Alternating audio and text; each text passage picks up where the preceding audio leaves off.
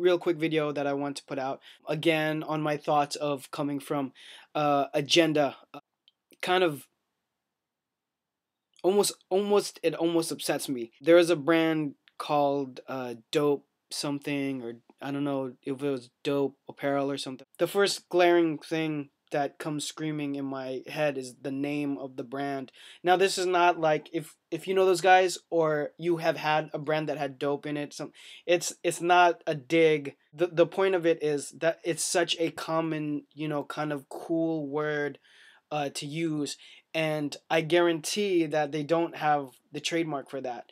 And then I said that word for word to the brand that I was talking to, and they go, "Oh well, I don't know if they have it. I don't know if they have a trademark because there's another group that has dope something threads or something like that, that was showing probably an aisle away from them." Of course, there is. There's probably a couple shops with dope in it, and there's probably 20 other registered trademarks maybe that have dope inside of them. And if they own that classification, uh, what's gonna happen if you build a business? If you, I'm just for argument's sake, let's say you build it to $1 million business.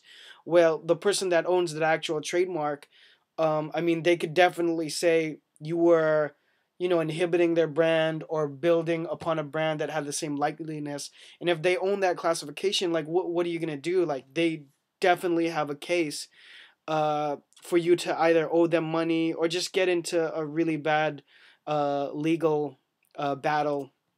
It's just it's not pretty. So if you put any time and effort into designing anything, putting something out, like, please, I mean, I made a video about this originally, so I'll probably link it to this. But all I want to say is come up with a really original name. It's really gonna save you, a lot of heartache later. And then, like, some people also pick names that are, it's just so it's so nichey that it destroys the possibility of blowing up much bigger than where you are. So, I have a certain label in mind, but again, it's not a dig at the people at that brand.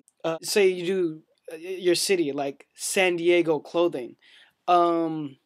All right, like someone in London's, really gonna want to wear that. New York and LA can get away with it, but like if you're from like a smaller city that's not a major market, like I just don't know why you would name your brand that if you want to really break out and be, an international brand.